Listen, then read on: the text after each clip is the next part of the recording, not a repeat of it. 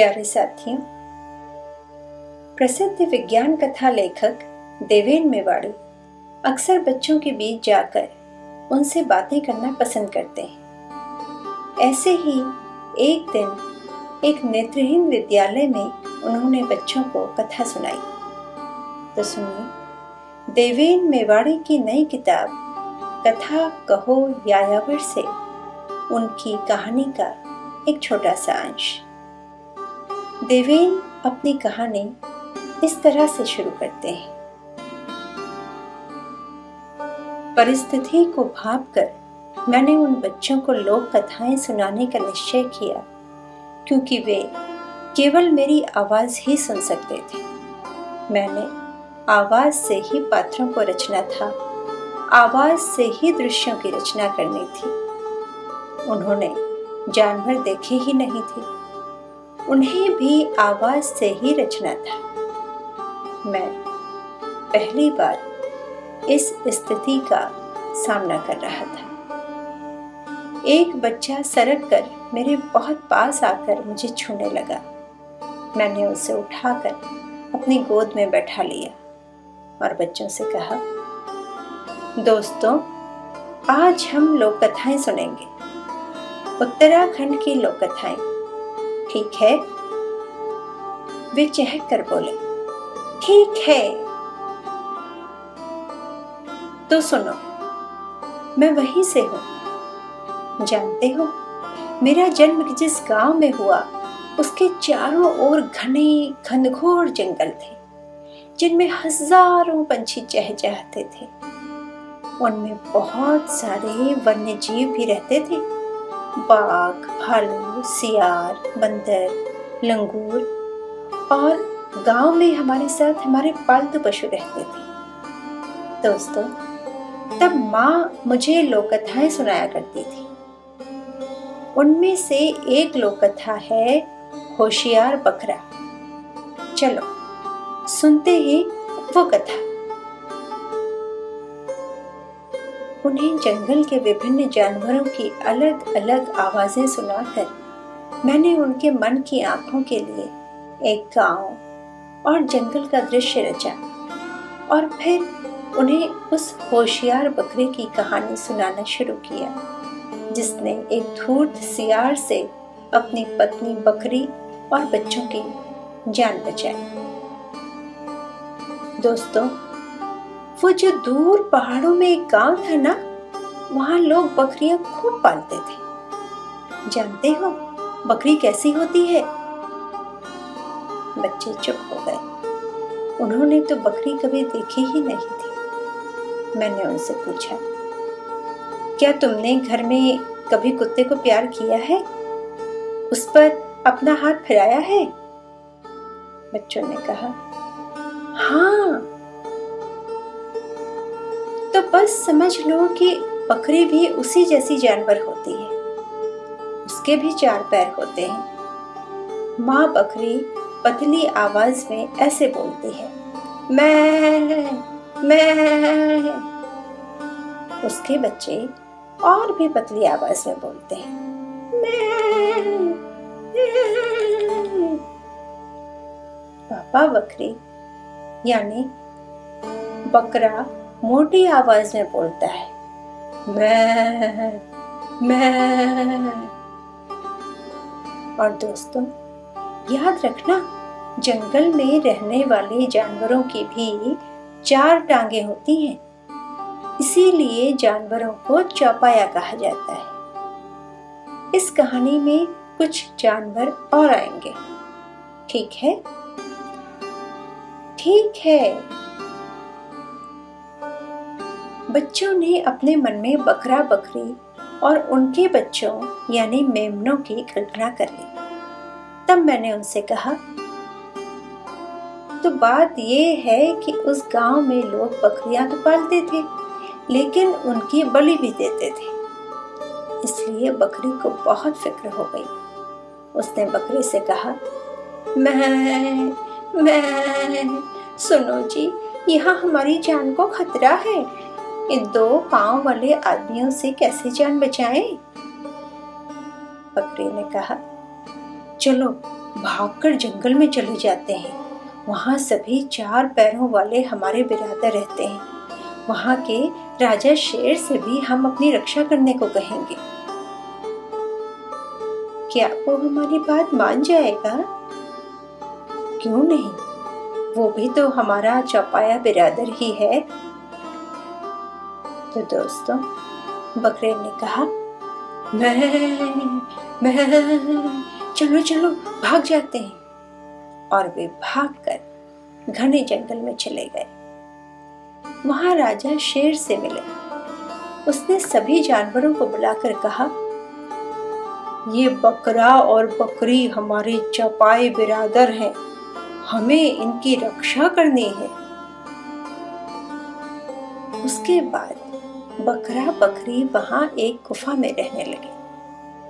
कुछ समय बाद उनके 2 बच्चे हुए और गुफा से उनके मिमियाने की आवाजें आने लगी।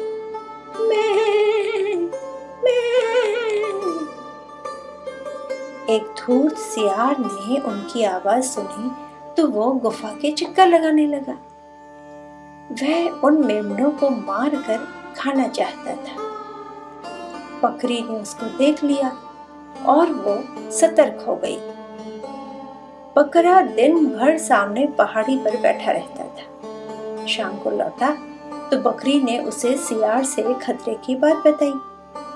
बकरे ने कहा, मैं इस सियार को सबक सिखाने की तरकीब सोचता हूं। अगले दिन उसने बकरी से कहा, अब जब तुम्हें गुफा के पास सियार दिखाई दे तो तुम दोनों बच्चों को रुला देना। मैं पहाड़ी पर से आवाज देकर तुमसे पूछूंगा, अरे बच्चे क्यों रो रहे हैं? तो तुम कहना, वे बहुत भूखे हैं, खाने को सियार का कलेजा मांग रहे हैं। बस फिर देखना तुम क्या होता है। अगले दिन ज्यों ही सियार दिखा, बकरी ने दोनों बच्चों को रुला दिया। वे मैं करने लगे। तब पहाड़ी पर से बकरा चिल्लाकर बोला, मैं अरे ये बच्चे क्यों रो रहे हैं? जैसा कि पहले से तय था, बकरी ने कहा, मैं बच्चे भूखे हैं, खाने को सियार का कलेजा मांग रहे हैं। जब बाहर छिपे हुए सियार ने सुना तो वो पूरी तरह से डर गया और जंगल की ओर वापस भागा। रास्ते में उसे बाघ मिला। उसने पूछा, सियार भाई, इतनी तेजी से कहाँ भाग रहे हो? सियार बोला, गुफा में जो जानवर आए हैं उनसे बहुत डर लग रहा है। खाने के लिए उनके बच्चे मेरा कलेजा मांग रहे हैं। बस मैं तो जान बचाकर भाग रहा हूँ। भागता गया। आगे उसे एक भालू मिला। उसने पूछा, हाउ? अरे सियार भाई, इतनी तेजी से कहाँ भाग रहे हो? सियार उसे भी पूरी बात बताकर आगे भागा। वहां अचानक आगे पेड़ में से एक भारी भरकम लंगूर कूदा।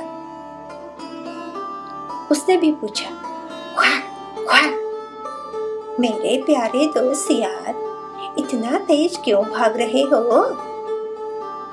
सियार ने उसके सामने भी अपना दुखड़ा रोया। तब लंगूर हंसा, तुम तो बेकार में डर रहे हो। चलो मेरे साथ, मैं ले चलता हूँ वहां जहां उनकी गुफा है। सियार बोला, ना लंगूर भाई, मुझे बहुत डर लग रहा है। हाँ, अगर तुम मेरी पूंछ अपनी पूंछ से बांधकर मुझे पीठ में बैठा लो तो मैं चल सकता हूँ। लंगूर ने कहा, डरपोक कहेंगे, आओ यहाँ। लंगूर ने सियार की पूंछ को अपनी लंबी मोटी पूंछ से बांधकर उसे पीठ पर बिठा लिया और उछलता कूदता क्वैक ख्वैक ख्वैक करता बकरा बकरी की गुफा के पास पहुंच गया। तभी पहाड़ी पर से बकरे ने उसे देख लिया। वो जोर से चिल्लाया, मैं ये बच्चे क्यों रो रहे हैं? बकरी ने अपने दोनों बच्चों को जोर से बुलाया और चिल्लाकर बोली, मैं बच्चे भूख से परेशान हैं, खाने के लिए सियार का कलेजा मांग रहे हैं, क्या करूं? पहाड़ी पर बैठा बकरा बोला, मैंने अपने दोस्त लंगूर से सियार पकड़कर लाने को कहा है, वो शायद पहुंचने ही वाला होगा। सियार ने ज्यों ही ये सुना, वो बदहवास होकर जोर से उछला। उसकी पूंछ उखड़कर लंगूर की पूंछ में ही बंधी रह गई। उसे डर कर भागते हुए देखकर लंगूर भी वहां से भाग गया। पता है, उस जंगल में बाद में जानवर एक दूसरे से क्या कहते थे? वे कहते थे, अरे भाई, कहीं झाड़ू जैसी पूंछ वाला लंगूर देखा? कोई और जानवर पूछता, अरे दोस्त, क्या तुमने कहीं बिना पूंछ वाला सियार भाई तो नहीं देखा? तो दोस्तों, इस तरह बकरा बकरी और उनके दोनों बच्चों की जान बच गई और वे खुशी से उस जंगल में रहने लगे। बोलो, कैसी लगी कहानी?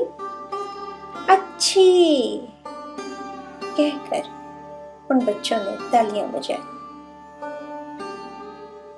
तो ये थी देवेन मेवाड़ी की कहानी, लोक कथाओं के कल्पना लोक से एक छोटा सा अंश। आप बताइए, आपको ये कहानी कैसी लगी?